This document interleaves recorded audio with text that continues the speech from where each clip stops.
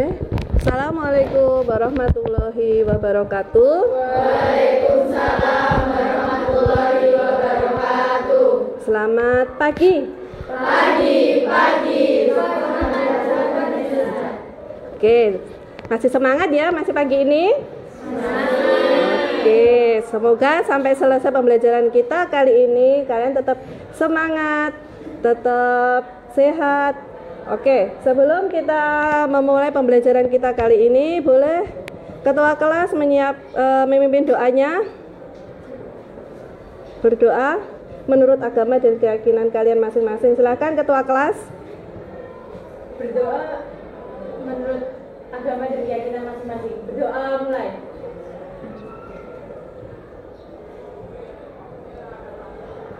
Doa selesai. Oke, sudah ya. Sebelum memulai pembelajaran kita kali ini, saya mau mengaksen dulu. Kira-kira hari ini siapa yang tidak masuk ya?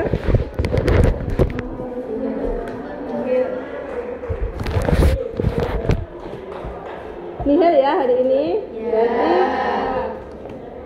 Berarti 32 siswa masuk semuanya. Oke, semuanya sehat.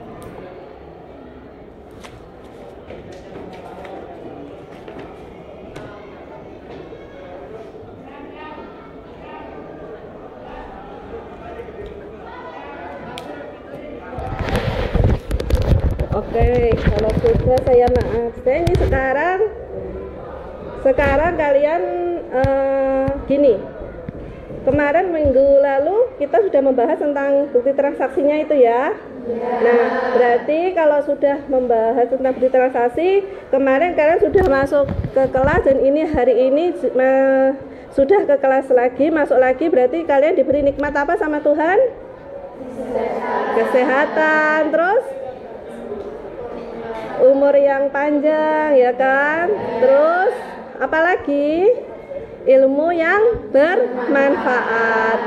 Oke, sebelumnya kita membahas dulu atau mereview materi-materi yang sudah saya berikan kepada kalian kemarin, yaitu tentang bukti transaksi. Sekarang saya mau ngecek kalian, kira-kira kalian masih ingat gak materi-materi yang kemarin itu? Coba ada yang bisa menyebutkan bukti transaksi itu ada berapa? Sefira? Ada 7. Oke, 7. Terus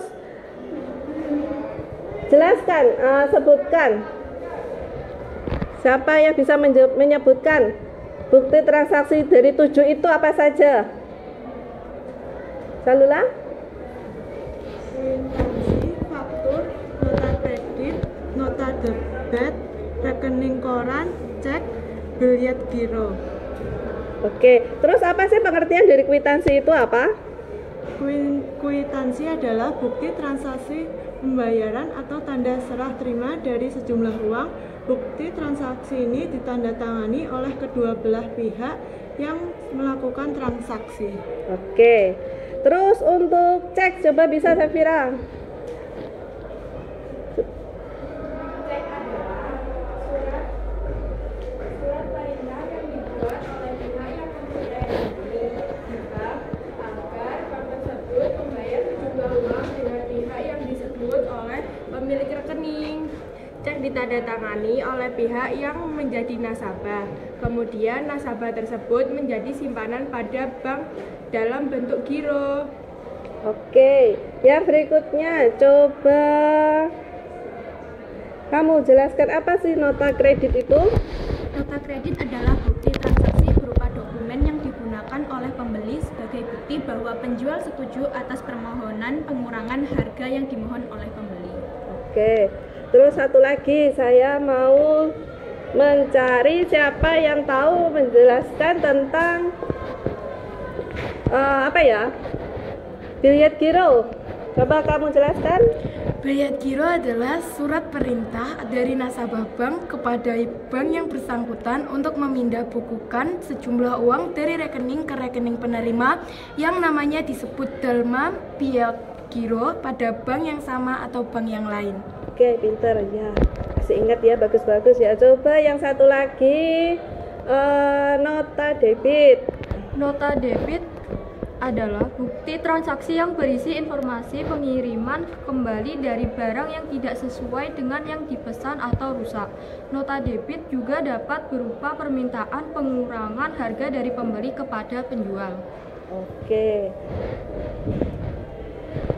Oke, setelah kalian memahami tentang bukti transaksi di sini, berarti kalian tahu ya apa sih bukti transaksi itu? Tahu ya? Tahu. Oke, alhamdulillah. Terus tahu manfaat dan gunanya itu untuk apa saja? Tahu ya? Tahu. Oke, terus Bu Eva mau tanya, kira-kira kalau kalian ke supermarket itu, kalian mendapatkan bukti transaksi itu enggak kalau belanja? Berupa apa? Contohnya? Struk. Terus apa lagi? Nota. Terus ada lagi kalau kita pembelian dalam jumlah besar itu kira-kira apa? Kwitansi. Terus kalau kwitansi dalam jumlah, kalau kita membeli dalam jumlah besar, kalau membeli apa ada bukti kwitansinya itu kira-kira ada materainya enggak? Kalau kalian mau membeli, contohnya membeli mesin cuci dengan harga 3 juta itu kira-kira kalian dapat kwitansi dan nota atau kwitansi saja? Kwitansi dan nota itu gunanya untuk apa? Kalau nota itu seandainya ketika kalian melakukan apa mesin cucinya itu dalam waktu jangka waktu 1 tahun, 2 tahun ada kerusakan, jadi ada apa? Garansi. Oke, terus kira-kira kalau sudah kalian mengetahui tentang bukti transaksi tersebut itu, kira-kira kalian bisa nggak membukukan jurnal atau transaksi tersebut ke dalam jurnal? Bisa ya? Bisa.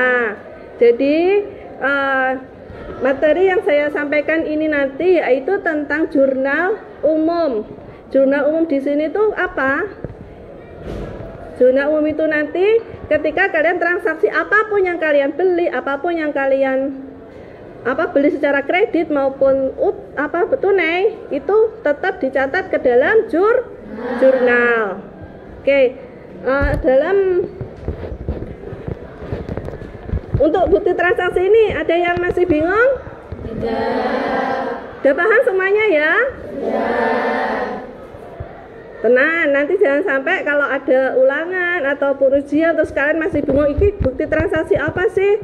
Ini bentuknya kwitansi apa nota ya? Jangan sampai kalian salah loh ya, maksudnya keliru. Soalnya nota debit sama nota kredit itu bentuknya itu hampir sama. Bisa dipahami? Bisa. Terus bukti transaksi yang cek itu kenapa kok harus ditandatangani baru dicairkan? Nah, cek itu bisa dicairkan itu ketika kita pergi ke luar kota dan uangnya itu dicairkan dalam nominal besar. Kalau nominal kecil tidak mungkin dibentuk dalam cek. Bisa dipahami ya? Bisa membedakannya ya? Oke, terus yang berikutnya Bu Eva mau tanya tentang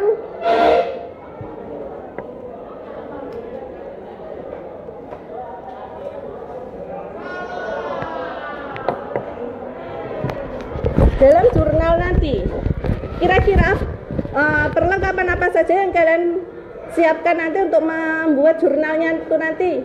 Apa peralatannya harus kalian siapkan? Yang pertama yaitu kalian harus mempunyai pensil, ya. Jadi namanya kita sebagai anak akuntansi ya, kita tuh harus di mana-mana, dimanapun tempatnya, kita tuh harus punya kalkulator. Entah itu pakai HP, entah itu kalkulator manual, pokoknya kita tuh harus mempunyai kalkulator. Karena apa? Di mana-mana kita mengurusi tentang apa? Ya tentang keuangan, tapi keuangan suatu perusahaan ataupun perkantoran gitu.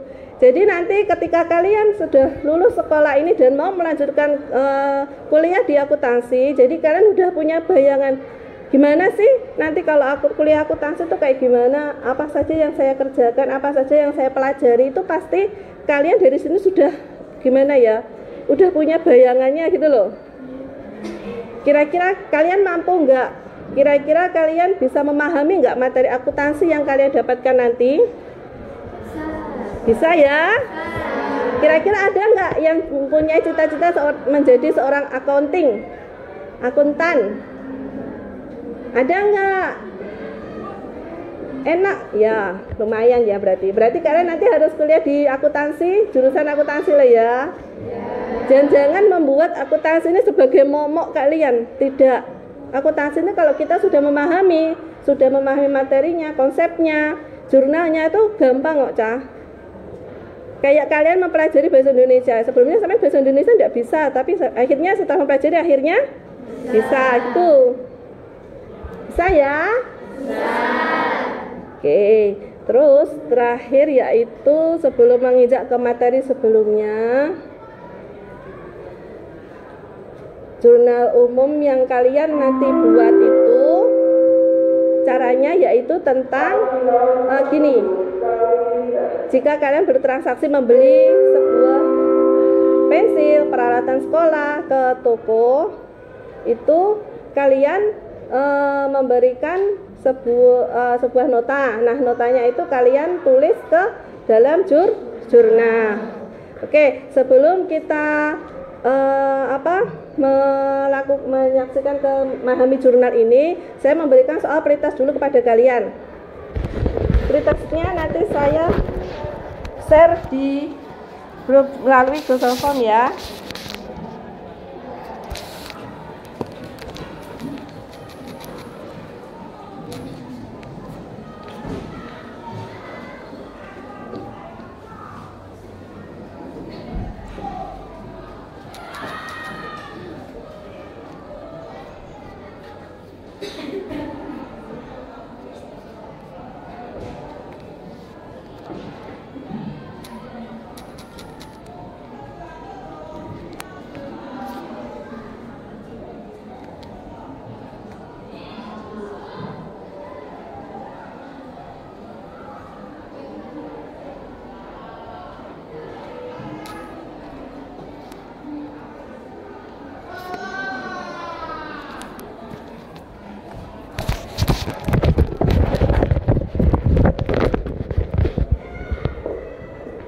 Silakan dikerjakan.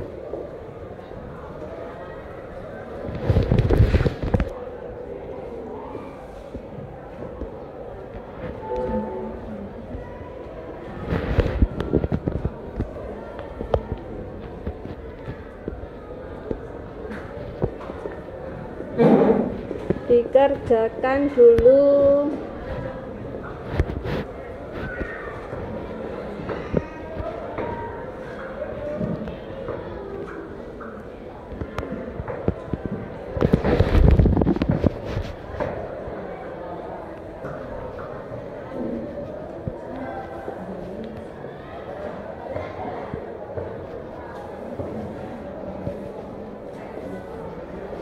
Bisa ya kalian menjawab pertanyaan pretestnya itu? Bisa, gampang. Kalau kalian sudah memahami tentang bukti transaksi, pasti kalian dengan gampang menyelesaikan soal-soal tersebut.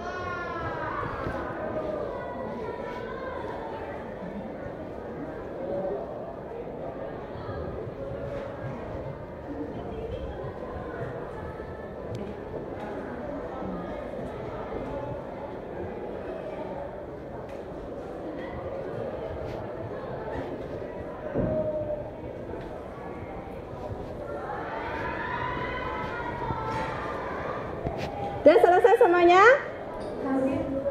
Oke, saya tunggu 2 menit ya.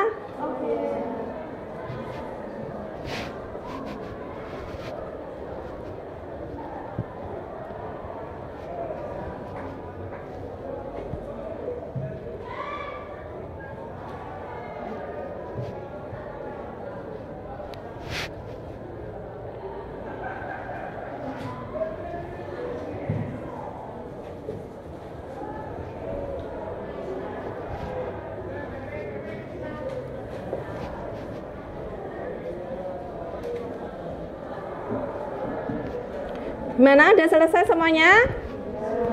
Sudah, oke, kita lanjut ke intinya ya. Yang pertama yaitu kalian harus paham betul apa sih pengertian dari jurnal itu. Nah, saya mau menyebutkan tujuan pembelajaran kita kali ini apa saja. Yang pertama yaitu tujuan pembelajaran kita yang pertama yaitu pengertian dari jurnal. Yang kedua yaitu apa sih fungsi-fungsi dari jurnal tersebut. Yang ketiga, kalian memahami tentang bagaimana sih konsep debit kredit itu kayak gimana. Terus yang keempat yaitu sistematika pencatatan jurnal. Dan yang terakhir yaitu kalian bagaimana memahami gimana sih bentuknya dari jurnal umum. Oke, lanjut. Yang pertama yaitu apa sih pengertian dari jurnal itu, yaitu jurnal merupakan catatan yang sistematis dan kronologis dari transaksi-transaksi finansial dengan menyebutkan akun yang akan didebit dan dikredit disertai jumlahnya masing-masing dan keterangan singkat tentang transaksi tersebut. Jadi dari pengertian jurnal itu sendiri kan ada catatan yang sistematis dan kronologis. Sistematis dan kronologis di sini ini maksudnya kayak gini. Kalian membeli tadi yang saya contohkan pertama tadi, membeli pensil, membeli pulpen, membeli buku contohnya di mana? Di toko buku contohnya. Itu kan kalian mendapatkan apa? Bukti transaksi notanya itu kan. Nah, sistematis di sini ini maksudnya kalian menjurnal atau membukukan apa saja yang kalian beli. Contohnya di sini kalian tadi membeli apa? Pensil ya. Pensil dan buku. Pada tanggal sekarang tanggal 1 bulan Februari tahun 2025 dengan harga contohnya pensilnya harga 5.000, bukunya harga contohnya 5.000. Jadi kalian mendapatkan nota seharga berapa? 10.000.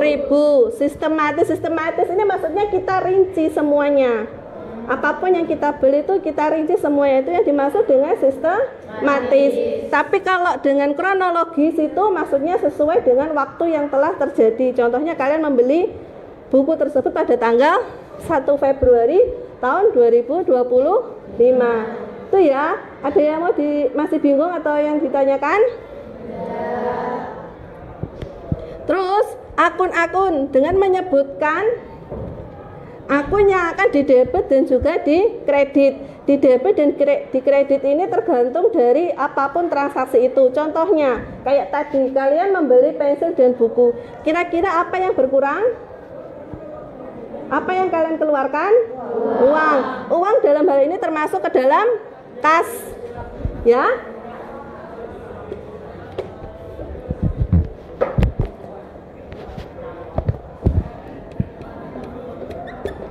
Kas.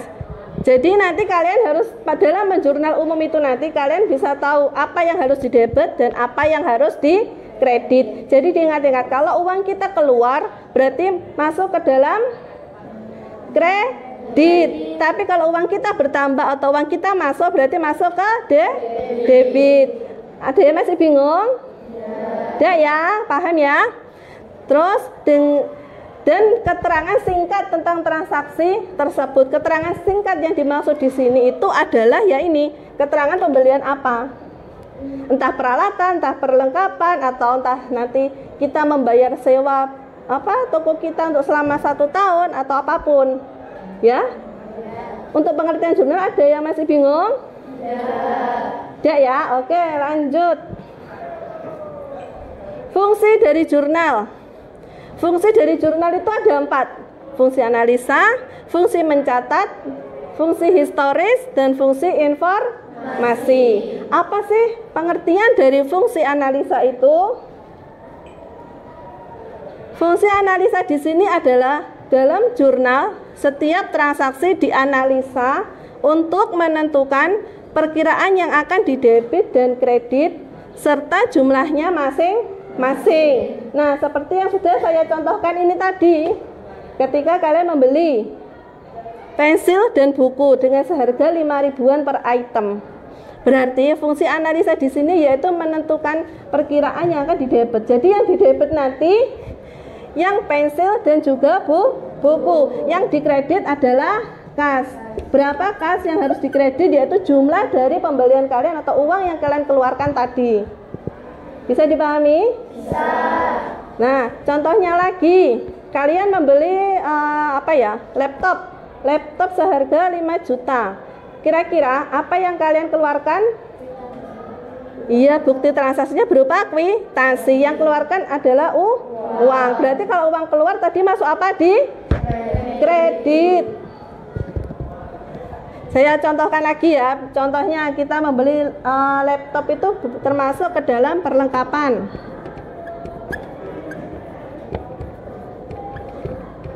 Perlengkapan seharga laptop 5 juta. Dan kas di kredit seharga 5 juta. Jadi diingat-ingat ya, kalau kas kita keluar atau uang kita keluar itu pasti masuk ke kredit. Tapi kalau uang kita bertambah, contohnya kita menerima pendapatan atas usaha kita. Terus apalagi? Kita mendapatkan modal atau pinjam uang atau utang di bank, berarti kan uang kita bertambah, ya kan? Berarti masuk di mana? Debit. Oke, paham ya? Oke, lanjut fungsi jurnal berikutnya yaitu fungsi mencatat dulu. Setiap transaksi finansial dicatat baik untuk perkiraan yang akan didebet maupun kredit beserta keterangannya masing-masing. Nah, fungsi mencatat ini sama yang sudah saya berikan contohnya ini. Ini yang dimaksud dalam fungsi mencatat. Nah, akuntansi ini ya, sebenarnya tuh nggak ribet, nggak sulit sebenarnya. Tapi kalau kalian bisa mempelajari atau rimpeh dalam arti itu kayak rajin gitu loh. Sedikit-sedikit mau catat, sedikit mau catat. Nah, kalau akuntansi ini kita kalau selisih 0 pun bisa selisih antara debit dan kredit. Nah, kalian mencari selisihnya itu juga setengah mati. Makanya kenapa kalau akuntansi itu sedikit-sedikit, misal uang keluar, uang masuk itu harus dicatat. Makanya ada fungsi mencatat. Terus yang berikutnya yaitu ada fungsi historis. Setiap transaksi finansial dicatat secara kronologis. Jurnal merupakan buku harian tempat mencatat aktivitas perusahaan. Nah, dicatat secara kronologis di sini ini maksudnya ketika kalian membeli tanggal 1 kalian membeli pensil dan buku, contohnya ya kan.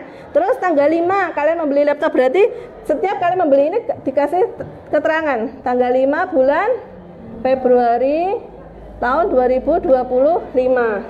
Itulah yang dimaksud dengan fungsi historis. Nah, terus kalau akuntansi di mana-mana kalian harus mempunyai buku harian. Buku harian di sini fungsinya untuk apa? Misalkan kalian kemana-mana, kalian memegang uang ataupun kalian jadi bendahara, ya kan? Kalau jadi bendahara berarti kemana-mana kalian harus bawa buku catatan atau buku harian kalian untuk apa? Misalkan dalam perjalanan kemana kalian ada temenmu membutuhkan uang membutuhkan uang kas, berarti kan kalian harus siap-siap, ya kan? Nek sampean tidak bawa buku harian itu, otomatis ketika ada perhitungan terus selisih, kalian bingung, ini duitnya nanti toh, gitu, ya kan? Pernah nggak kalian mengalami begitu? Pernah kan? Nah, jangan sampai namanya uang itu pasti rawan. Untuk fungsi historis gitu. Terus yang berikutnya yaitu fungsi informasi.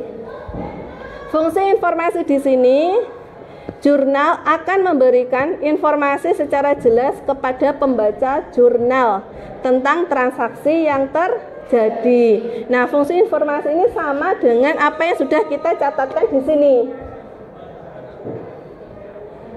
Paham nggak? Paham ya? Jadi apapun yang kalian historikan, kalian catat, apapun pengeluaran, pemasukan, apapun yang terjadi dalam 1 bulan ini, kalian harus mempunyai catatan. Entah itu di buku harian, entah kalian langsung catat di buku jurnal, monggo.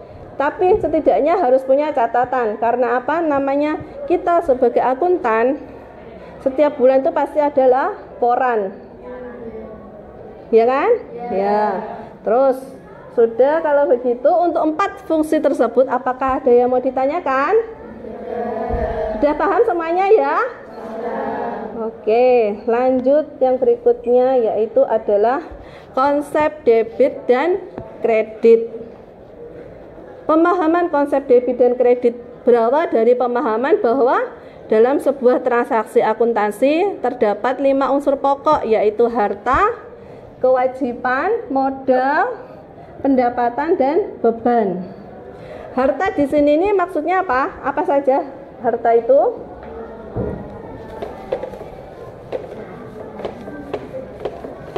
Apa saja yang termasuk ke dalam akun harta? Harta ya. Harta itu berupa uang atau kas ya. Dan modal ada akun sendiri. Terus kewajiban. Kewajiban apa yang harus kalian kerjakan? Nah, contohnya kalian mempunyai sebuah usaha atau kalian mempunyai perusahaan sendiri. Berarti kalau kalian mempunyai perusahaan sendiri berarti kalian merekrut apa? Pegawai. Berarti tugas kalian harus apa? Membayar gaji pegawai. Terus selain membayar gaji pegawai, apa saja yang harus kalian bayar? Kalau punya perusahaan, misalkan kalian punya usaha apa ya, batik, kalian membutuhkan listrik nggak? Ya, berarti itu termasuk apa, kewajiban nggak? Kewajiban juga bisa berupa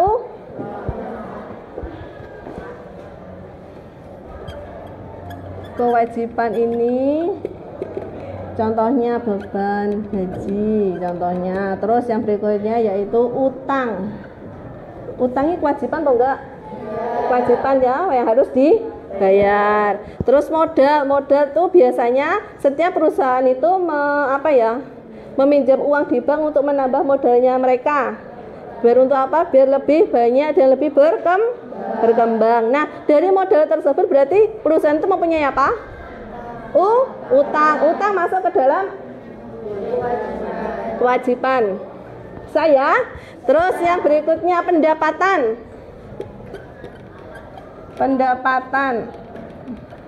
Pendapatan itu bisa berupa pendapatan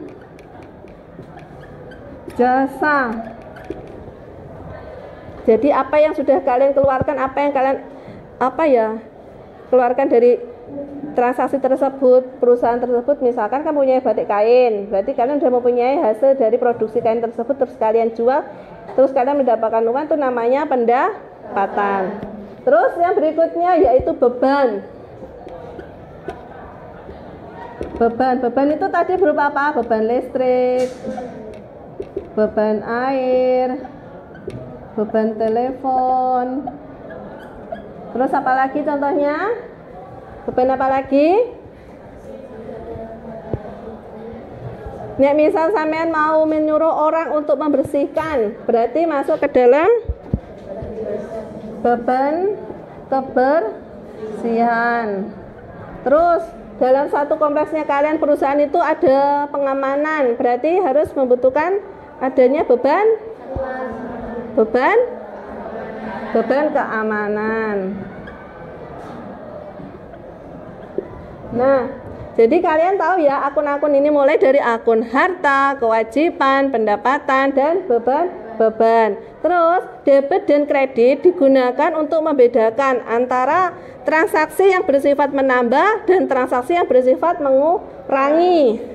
Contohnya, untuk transaksi yang bersifat menambah,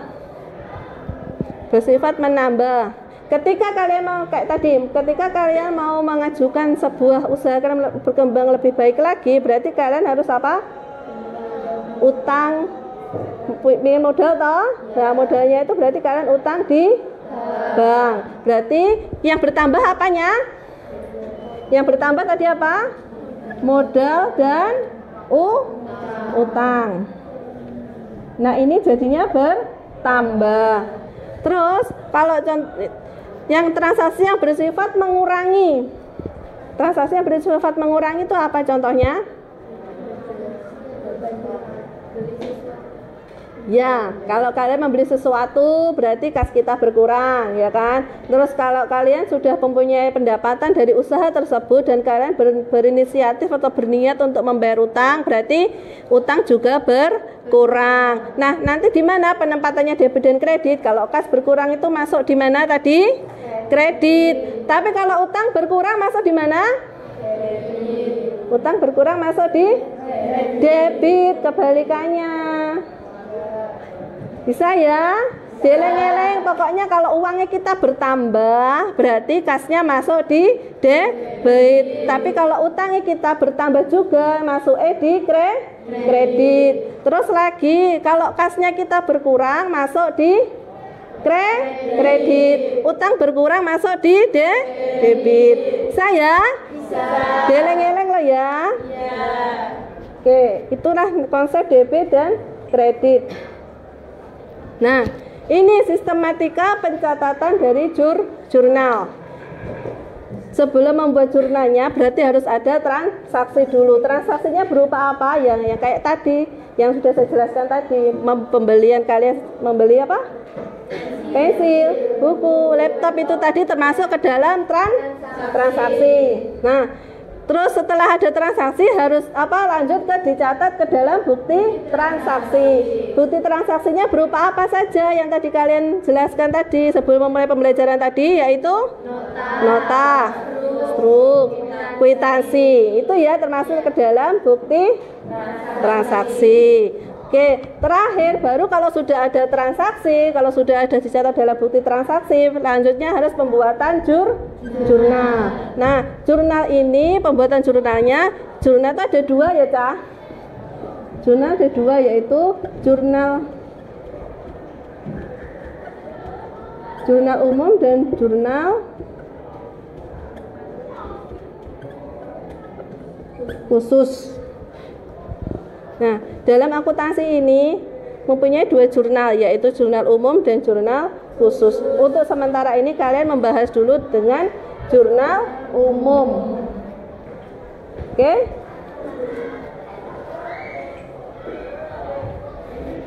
Tuh. Nah, bagaimana sih bentuk dari jurnal umum itu?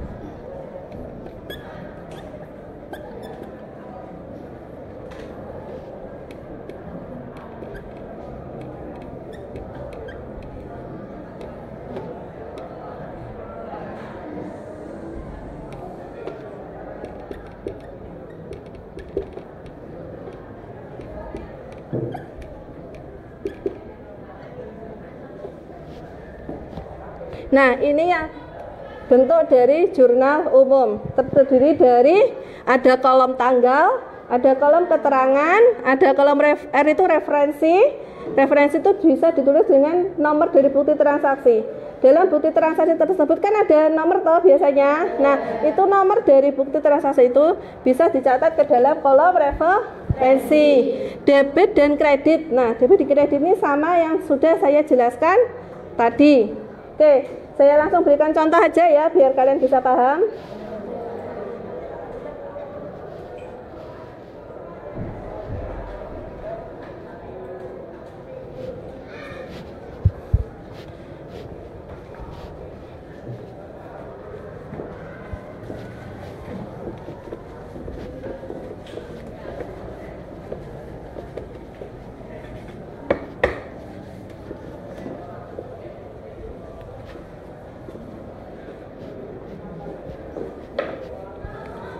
Nih, contoh, Nyonya Adifa pada bulan November 2019 mendirikan perusahaan yang bergerak dalam bidang jasa kecantikan dengan nama salon Amboy Cantiknya.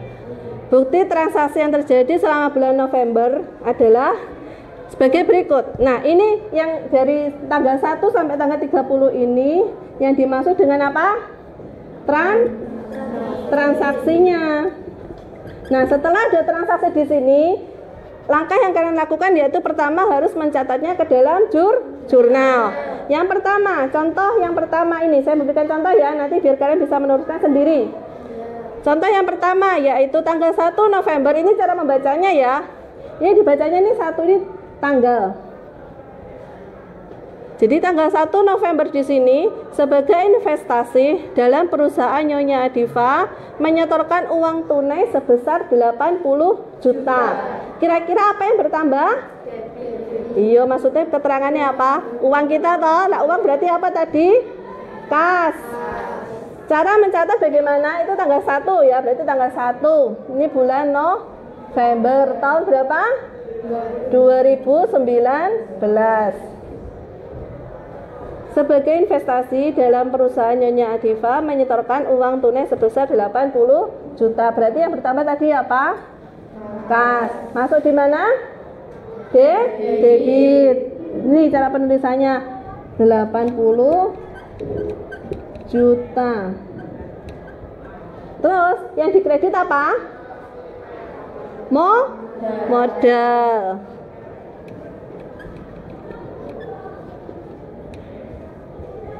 $80 juta. Nah, dalam penulisan debit kredit di sini kalian juga harus memperhatikan. Karena apa? Kalau kalian menulisnya sama, contohnya kas ini kan masuk di debit, ya kan? Modalnya masuk di kredit. Kenapa kok modal ini harus nulisnya bergeser sebelah kanan? Karena apa? Kalau kalian menuliskan lurus sama dengan modal di sini, berarti modal ini masuk ke dalam debit. Tapi kalau kalian menulisnya agak sebelah kanan, geser ke kanan, berarti masuk ke kredit. Ini jaga ini nek misal kalian belum mempunyai buku jurnal aslinya. Nek ada catatan hariannya sampean itu loh. Nah, itu jadi kalian harus bisa memperhatikan. Kalau sudah ada buku kasnya langsung kalian tinggal ngisi nggak apa-apa. Tapi kalau belum mempunyai atau bukti buku kalian cuma buku catatan harian, kalian harus mencatatnya seperti ini. Terus yang berikutnya, dibeli tunai peralatan kecantikan seharga 5 juta dan perlengkapan kecantikan seharga 2 juta. Ini dibeli secara tunai. Tunai itu berarti apa yang berkurang? Nah, kita membeli secara tunai berarti apa yang keluar? Uang kas ya. Berarti bagaimana cara pencatatannya? Peralatan, kalau kas berkurang berarti masuk apa tadi? Kredit. Berarti yang di debit apa? Yang di debit yaitu peralatan dan perlengkapan. Gini pencatatannya, peralatan, perlengkapan. Peralatan tadi berapa? 5 juta. Terus perlengkapannya 2 juta. Terus yang berkurang berapa dari kasnya semuanya? 7 juta. Sampai di sini ada yang masih bingung? Paham ya? Gampang toh akuntansi? Ya. Oke. Nah, ini kalian lanjutkan sendiri. Nanti saya beri kalian sebuah lembar kerja. Nanti kalian tulis. Kalian tinggal melanjutkan saja mulai dari tanggal 4 sampai dengan tanggal 30. Sampai tanggal 30. Terus nanti saya memberikan asesmen penilaian kalian, yaitu berupa apa? Saya berikan proyek lembar kerja. Proyeknya tadi yang sudah saya berikan tadi. Terus penilaiannya kayak gimana? Yaitu kalian mencatat transaksi tersebut ke dalam lembar kerja jurnal umum. Kalau kalian mendebit transaksi tersebut bisa balance antara debit sama kredit, berarti nilai kalian lebih bagus. Tapi kalau kalian debit sama kreditnya beda, berarti kalian harus mencari di mana selisih tersebut itu. Bisa dipahami? Bisa. Oke, saya bagikan lembar kerja untuk dikerjakan secara kelompok ya. Secara kelompok tapi individu yang mengumpulkan, jadi dikerjakan bisa. Kalau seandainya kalian tidak memahaminya, kalian bisa kerjasama dengan kelompok. Gimana atau caranya ini kok bisa kayak gini gitu ya. Saya bagikan lembar kerjanya kalian.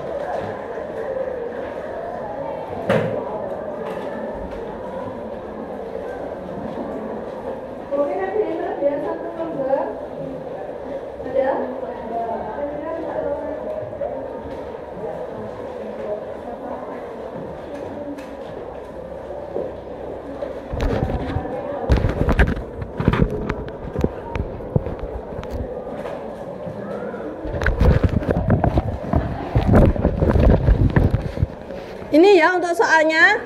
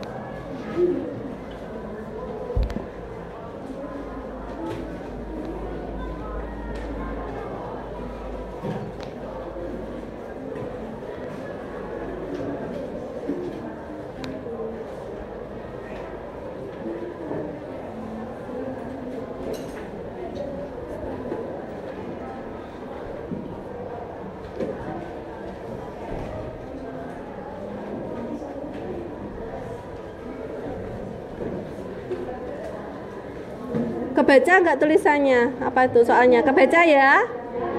Oke. Di yang teliti nolnya jangan sampai ada yang kurang 1. Kurang 1 itu berpengaruh ke dalam jumlahnya nanti jumlah akhirnya.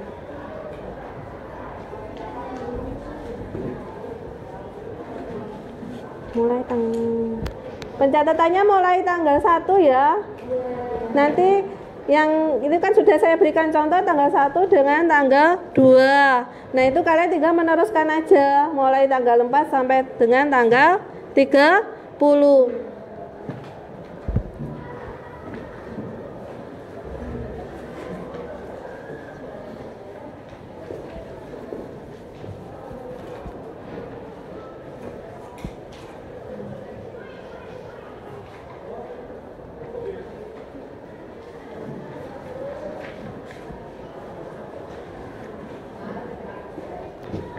Sorry.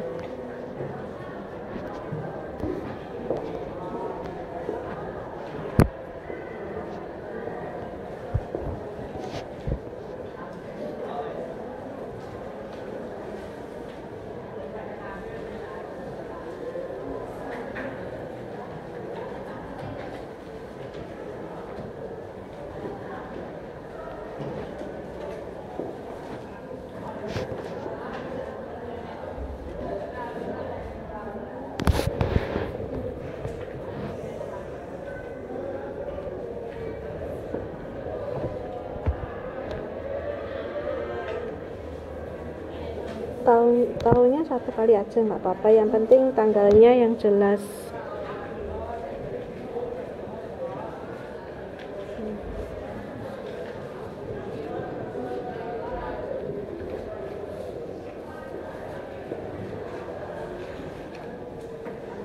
Jangan lupa yang terakhir nanti dijumlah ya, dijumlah debit kredit harus sama. Misalkan ada yang selisih cuma 50 perak pun itu juga selisih. Kalau di akuntansi kalian harus mencarinya sampai dapat meskipun cuma 50 perak.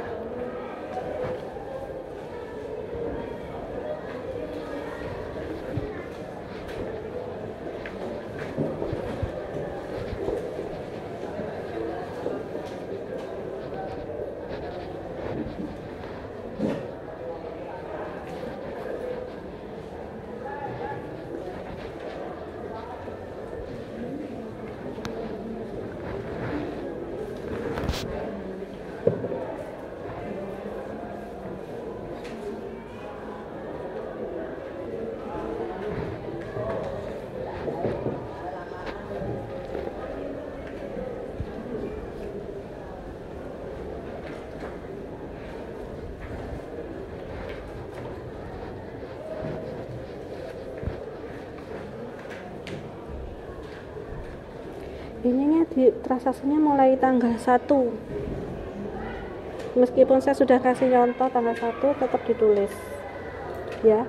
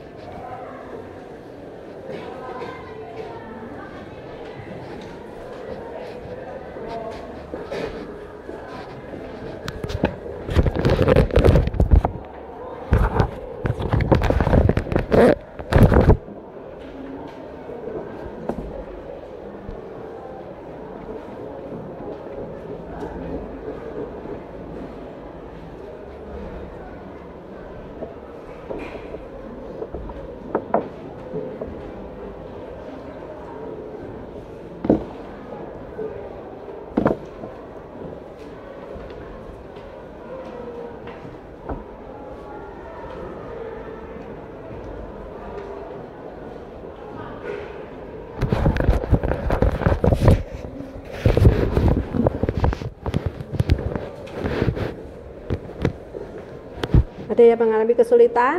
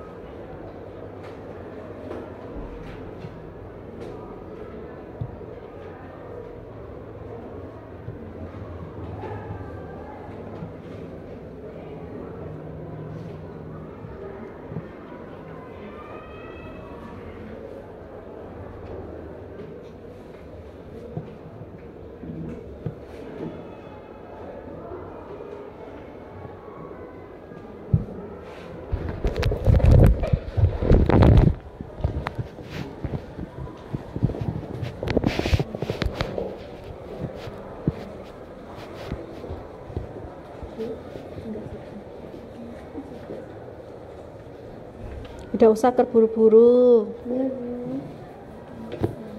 dipahami, dilihat nolnya jangan sampai ada yang kurang.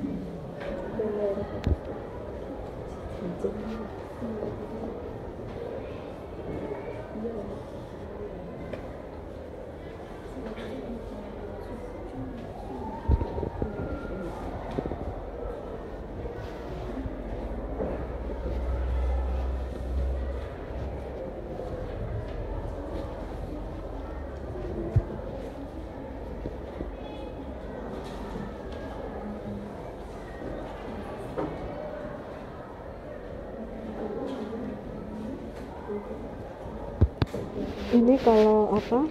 Kalau utang dagang kan, membayar utang dagang, ini kan berkurang. Harusnya utang dagangnya di debit, kasnya di kredit tuh. Jadi nggak boleh double kayak gini. Nanti gimana cara hitungnya? Malah nanti harus nggak sama, no? Harus satu-satu aja ya.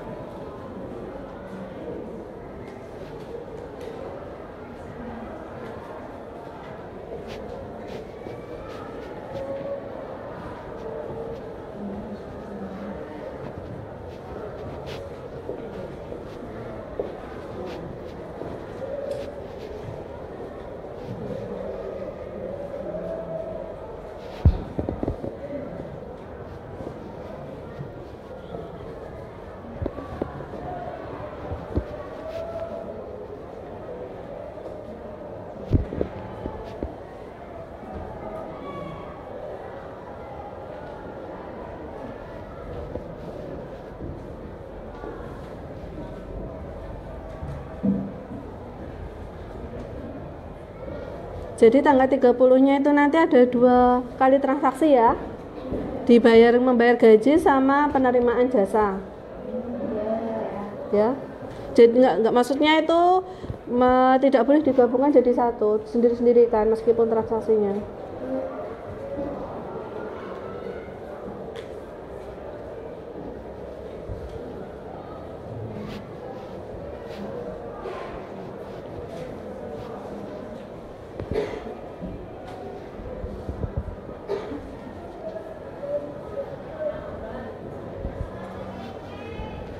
Kalau yang masih bingung boleh bertanya. Terakhir menjumlahkan, harus teliti kalau jumlah.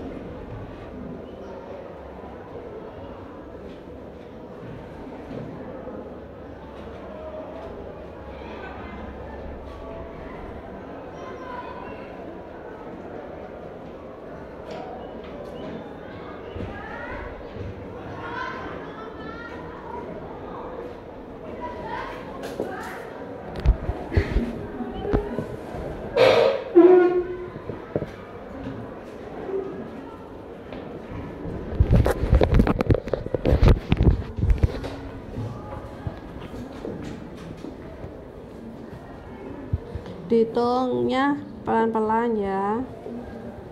Harus balance, debit kredit harus sama.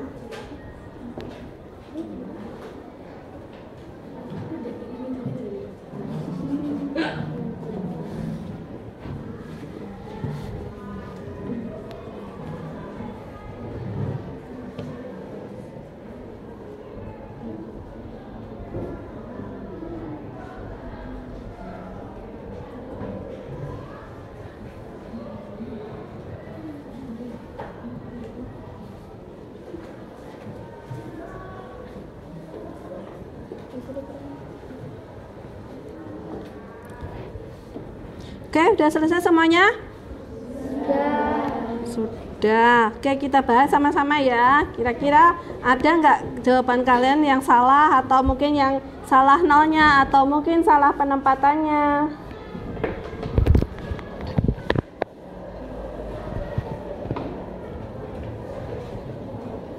Ini tadi sudah saya contohkan untuk yang tanggal 1 dan 2.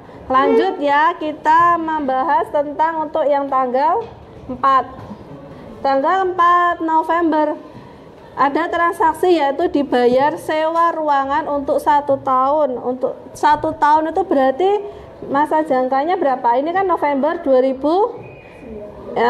Contohnya ini 2019, berarti nanti sampai dengan November 2020.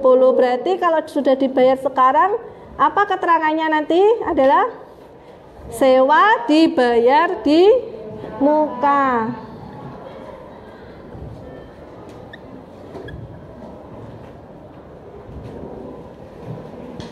5 juta. Yang masuk kredit adalah kas.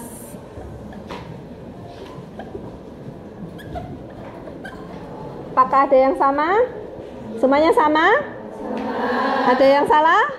Tidak ya? Oke. Selanjutnya, tanggal 5 November diterima pinjaman dari Bank KPR Cabang Blitar sebesar 10 juta. Diterima pinjaman berarti apa yang bertambah kira-kira? Kas sama utang. Nah, berarti yang masuk debit apa saja? Yang masuk debit tadi tanggal 4, tanggal 5. Kas ya? Terus yang dikredit apa, Marian? Utang.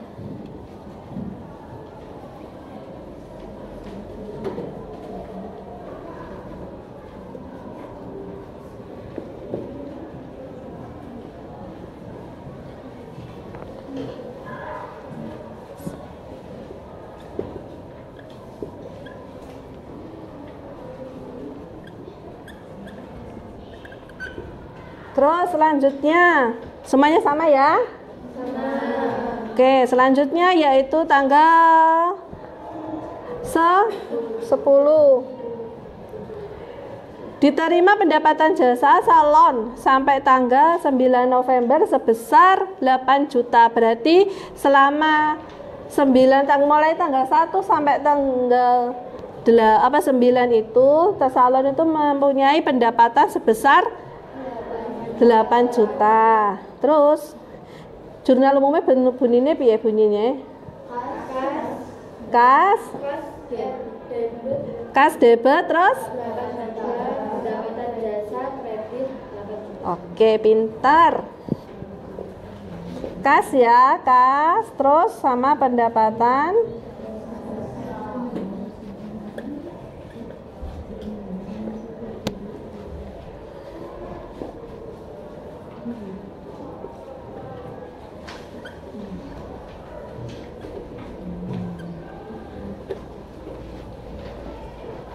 Sampai di sini, kira-kira apa? Masih ada yang masih bingung? Ya.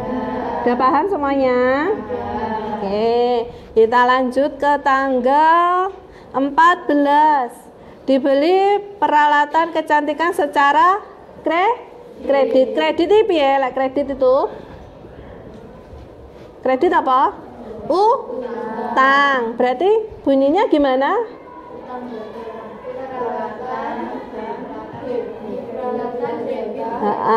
Terus? Oke, betul.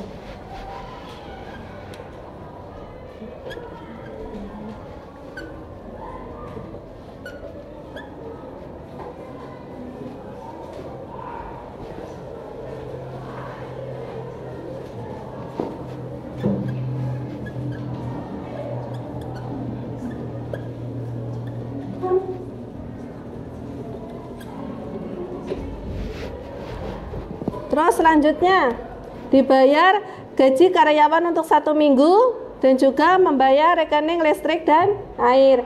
Bunyinya gimana? Ada yang bisa menjawab dari ya gimana? Beban air dan listrik debit 5 juta 500.000. Terus kas kredit 3.500.000. Oke, bisa ya penulisannya. Jadi yang didebit itu gaji dan listrik. Beban gajinya 3 juta. Beban listrik rekening air listrik airnya 500.000. Jadi kasnya berkurang berapa? 3.500.000. Oke, pintar. Terus yang berikutnya. Saya random ya memilihnya yang bisa menjawab.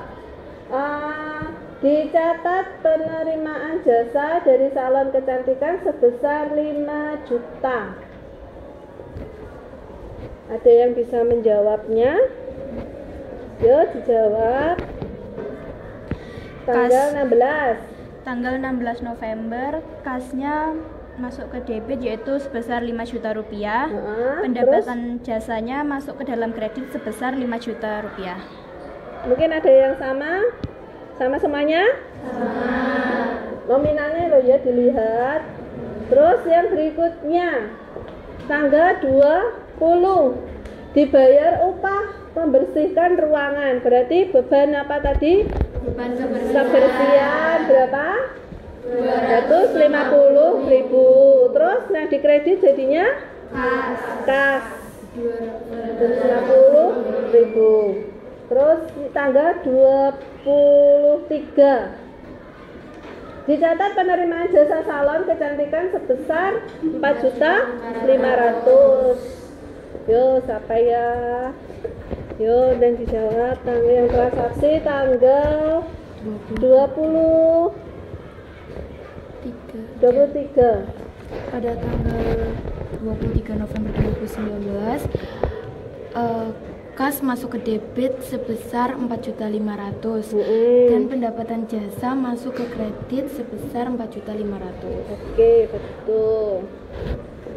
Tanggal 25 selanjutnya dibayar rekening telepon dan juga iuran kebersihan dan keamanan 400.000, iuran kebersihannya 200.000. Bagaimana bentuk jurnalnya? Bunyinya apa yang didebit, apa yang dikredit? beban telepon di debit 400.000, iuran kebersihan di debit 200.000, terus kas di kredit 600.000. Oke, pintar. Paham berarti ya kalian. Terus tanggal 26 dibayar utang pembelian peralatan, berarti utangnya dibayar. Utang lek dibayar berarti apa? Berkurang. Coba sampean. Bagaimana bunyinya jurnal yang tanggal 26? Utang dagang di debit 5 juta. Kas di kredit 5 juta. Oke, kasnya apa kok malah di kredit? Karena berkurang ya. Terus yang tanggal 28 Nyonya Adifa mengambil uang sebesar 2.500.000 untuk keperluan pribadinya. Untuk keperluan pribadi di sini ini yang dimaksud ke dalam akunnya itu namanya apa? Prive. Itu untuk kepentingan pribadi kita. Maksudnya yang mempunyai perusahaan itu, kalau yang kayak saya contohnya mempunyai perusahaan, terus saya pengen ambil uang untuk keperluan saya pribadi, berarti nama akunnya bukan diambil yang punya di keterangannya, tapi harus diberi nama prive. Ya, saya jangan diberi nama diambil yang mempunyai perusahaan, contohnya nggak boleh. Itu semuanya akun yang tertulis ke dalam jurnal umum di sini itu sudah ditetapkan ada namanya sendiri. Kalaupun belum ada soalnya apa? Karena setiap nama keterangan ini sudah mempunyai kodenya. Jadi tidak sembarangan kita memberikan sebuah nama ke dalam jurnal, apalagi ya.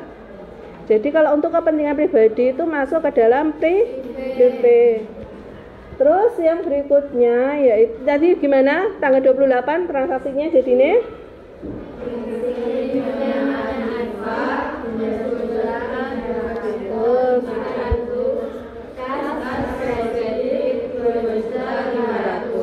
Ya, oke. Terus tanggal 30 dibayar gaji karyawan untuk minggu keempat sebesar 3 juta. Bagaimana bentuk bunyinya jurnalnya?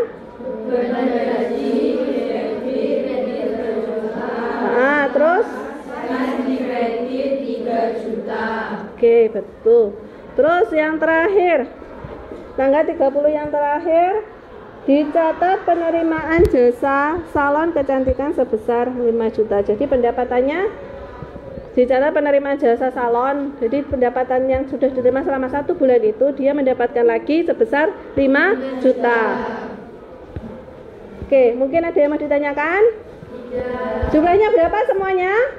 150.000. Ada yang selisih enggak dari kalian 32 orang ini? Tidak, semua balance ya, debit kredit ya. Nah, itulah di akuntansi itu kuncinya. Kalau kita mencatat sebuah transaksi ke dalam jurnal, itu debit kredit itu harus sama. mungkin kalau di jurnal umum gini masih bisa dilacak ya, tapi kalau kita sudah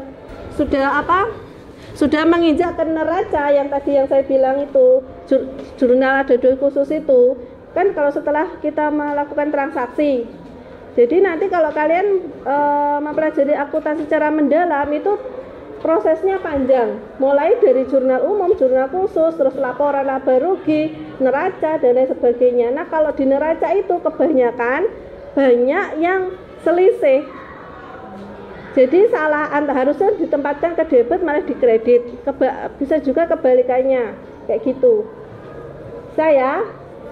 Oke, saya anggap kalian semuanya sudah paham dan bisa memposting sebuah transaksi itu ke dalam jurnal.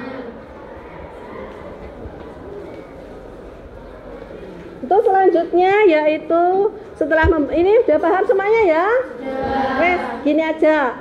Sekarang saya melakukan post test untuk lebih tahu, maksudnya lebih kalian tahu betul di pendalaman kalian untuk menerima atau apa yang sudah saya sampaikan ini kepada kalian. Caranya bagaimana? Ini nanti saya berikan untuk kalian. Jadi gini.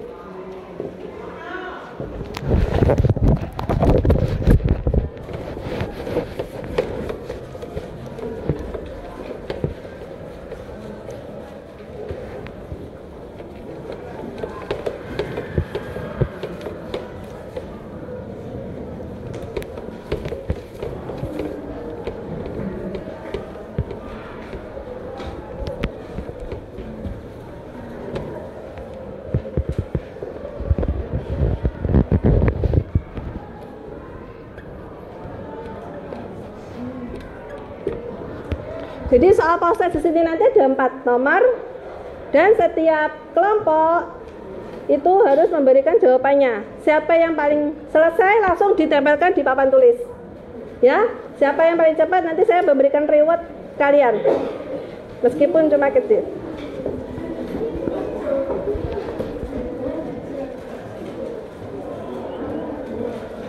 Ini soal post testnya. Yang pertama yaitu gimana sih apa tadi dari pengertian dari jurnal umum tadi.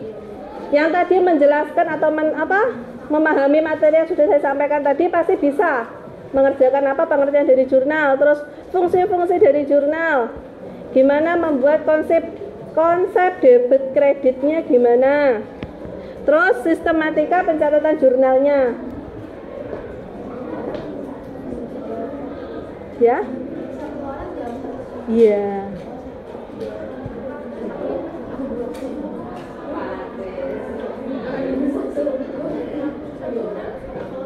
Satu. Yang sudah selesai boleh langsung tempelkan di depan. Berarti kelompok yang itu sudah bisa kompak. Biar tahu mana kelompok yang paling tercepat dan mana kelompok yang lama.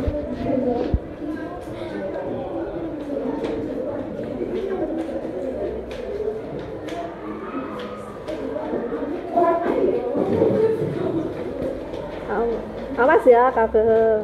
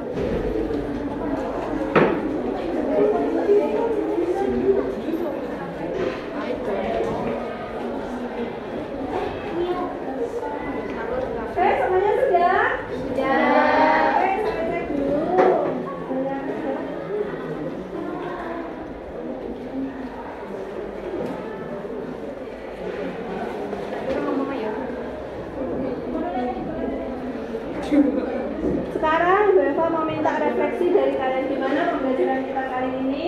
Silakan kalian catat. Membosankan, menyenangkan, menantang. Jadi kalian mempunyai dari sini mempunyai minat untuk lebih kuliah ke akuntansi.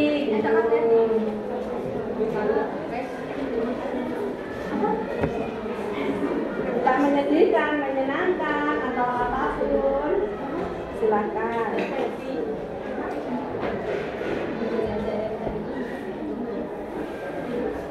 Oke, silakan kalian catat di sini.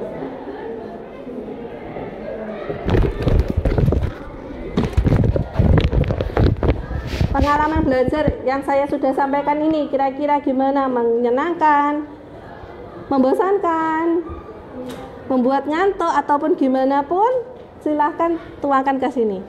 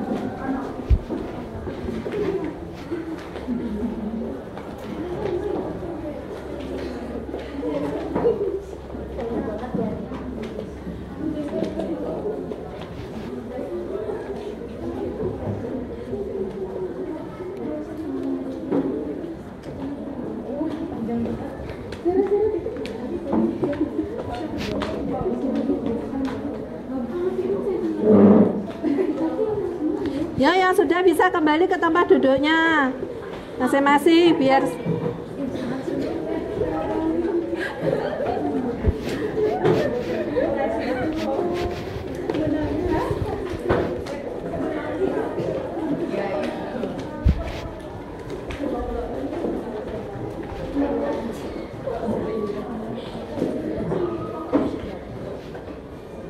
Oke, sudah semuanya? Sudah. Gini, saya mau feedback materi yang sudah saya sampaikan ini. Untuk materinya yang pertama yaitu tadi saya pengertian dari jurnal. Sudah ya, kalian sudah memahaminya ya. Terus yang berikutnya yaitu dari saya menjelaskan tentang fungsi-fungsi dari jurnal tadi ada berapa? 4. Apa saja yang pertama tadi?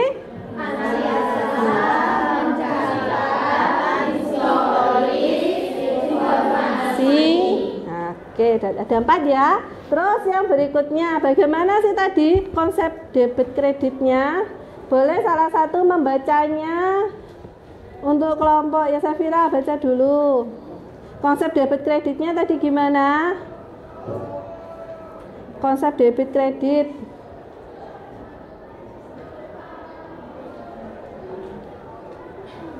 Konsep debit kredit tadi loh, cara penempatan debit kreditnya mulai dari mana ya? Debit kredit digunakan untuk membedakan antara transaksi yang bersifat menambah dan transaksi yang bersifat mengurangi suatu.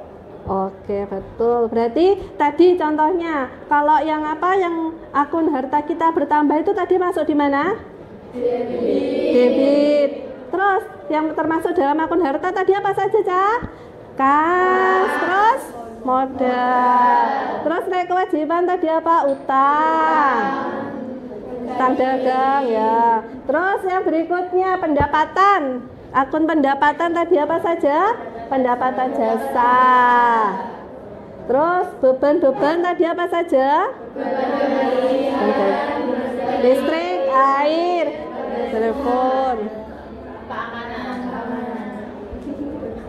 Oke, terus yang berikutnya yaitu yang ketiga, yang keempat tadi konsep sistematikanya ya. Berarti pembuatan jurnal dilakukan berdasarkan transaksi yang telah dicatat dalam bukti transaksi. Jawabannya Dari hasil post test tadi saya pertama yaitu fungsi dari jurnal. Oke, semuanya sudah betul.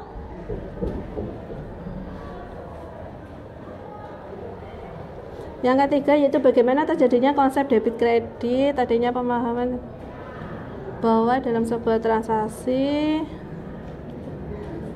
saya anggap kalian udah paham ya. Terus yang keempat yaitu jelaskan bagaimana sistematika pencatatan jurnal. Pembuatan jurnal dilakukan berdasarkan transaksi yang telah dicatat dalam bukti transaksi. Jadi saya ingat kembali Kak. Jadi kalau sebelum kalian memulai mencatat transaksi ke dalam jurnal, entah itu jurnal umum maupun jurnal khusus, berarti harus ada apa dulu? Transaksi. Kalau sudah ada transaksi, berarti harus ada apa lagi tadi? Bukti transaksi. Kalau sudah ada transaksinya, kalau sudah ada bukti transaksinya, berarti kita bisa lanjut ke menulis ke jurnal. Nah, jurnal tadi yang sudah saya sampaikan kan ada dua, ada jurnal umum dengan jurnal khusus. Untuk jurnal umum bentuknya seperti yang sudah kalian kerjakan tadi ya. Untuk jurnal khusus itu nanti kita bahas di pertemuan berikutnya. Oke? Terus ada lagi yang mau ditanyakan sebelum kita nih? Saya baca dulu ya refleksi kalian.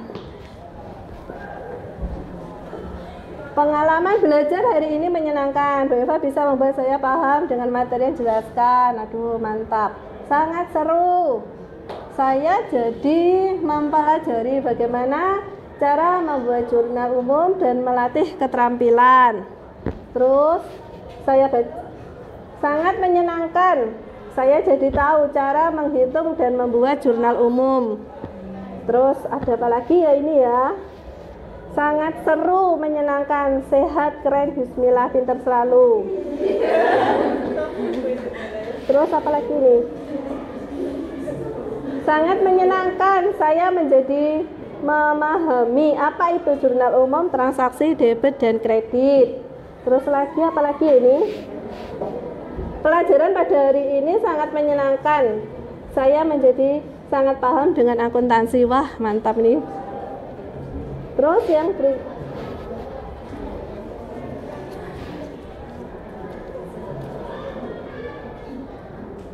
pelajaran hari ini mengandung makna dalam dan saya senang, sangat rinci.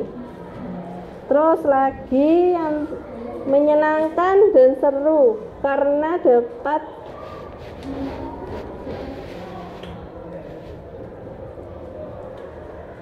memahami materi yang disampaikan dengan jelas. Wah, berarti saya anggap kalian paham semuanya ya? Gampang toh akuntansi? Gampang, pokoknya kalian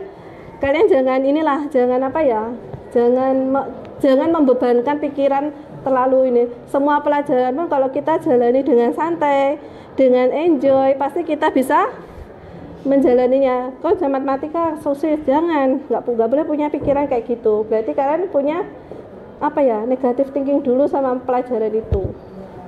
Ya. Pertama, kunci dari kita mempelajari akuntansi itu, yang pertama yaitu kalian harus teliti, tekun, sabar. Sabar dalam arti di sini tuh apa? Kalian ini mencatat sebuah nominal uang. Jadi misalkan kalian menulis salah, tuh ke belakangnya juga salah gitu loh. Dan kalaupun salah satu pun itu nanti berdampak kepada jumlah akhirnya debit sama kredit tidak balance. Nah, nanti kalian malah kerja dua kali untuk dilihat lagi, ini toh saya jadi selisih di mana toh gitu. Tuh kalau akuntansi, teliti yang utama itu. Terus yang kedua yaitu sabarnya dalam arti kalau kita menjumlah mesti kadang kita pikirannya ku 500.000 padahal di tangan ini kadang geraknya lain. Pernah nggak kayak gitu? Pernah. Nah itu makanya diteliti, diulang-ulang itu. Makanya kenapa kalau mata pelajaran akuntansi ini kalian dituntut untuk gimana ya? enjoy gitu loh. Nggak boleh kayak tuntutan, misalkan ada masalah di rumah ataupun dengan pacarnya, itu dibuang dulu kalau dengan akuntansi. Tuh. Ya? Ada yang masih bingung? Nggak kan? Semudah-mudahan berikutnya kalian untuk mendapatkan materi tentang akuntansi jangan bosen-bosen. Nek misal nggak bisa atau bingung, Bu, gimana toh caranya ini? Kenapa kok bisa masuk debit? Kenapa kok bisa masuk kredit? Tuh. Terus kenapa kok kolomnya beda dengan jurnal umum, Bu? Gitu. Bisa kalian tanyakan. Karena apa? Karena kalau betul yang saya bilang pertama tadi, seorang akuntansi itu pokoknya harus jeli, teliti, tuh. Dimanapun tempatnya nanti, misalkan kalian kalau sudah selesai kuliah terus mendapatkan pekerjaan seorang akuntan atau audit gitu. Berarti kan kalau audit berarti kalian harus mempunyai sarjana akuntansi kan? Ya, berarti kalian harus tahu betul. Nah, namanya audit sebuah perusahaan itu nominalnya bukan cuma 100 200 tok, Cah. Bisa sampai MM-an gitu. Kalau kalian salah berarti nanti perusahaan juga akan bangkrut gitu. Bisa ya, ada gambaran ya, semoga ini. Oke. Untuk sementara ini pembelajaran kita akhiri dulu.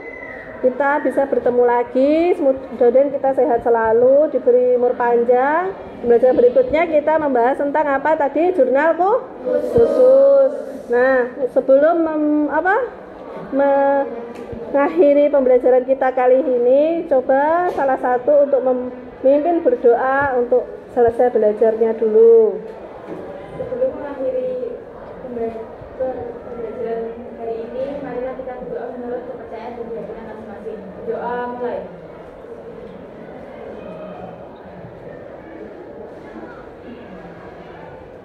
Doa pada guru salam.